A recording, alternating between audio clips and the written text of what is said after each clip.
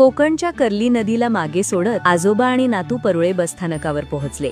बाळा, ही लाल परी म्हणजे जीवनाचीच ओळख. गर्दी, धक्के, पण तरीही पुढे सरकते.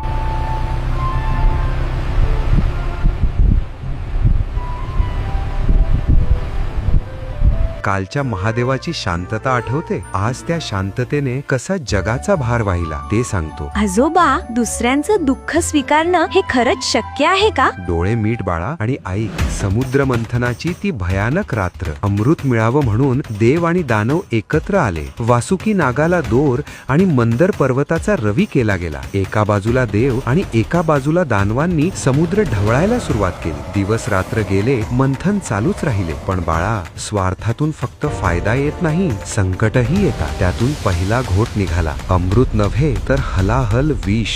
हलाहल भयंकर विनाशकारी विष. एका श्वासाने सृष्टी जळून खाक होणार होती. देव थरथर कापू लागले, दानव पळू लागले. आता काय? कोण वाचवेल? हा प्रश्न सगळ्यांच्या मनात उभा राहिला.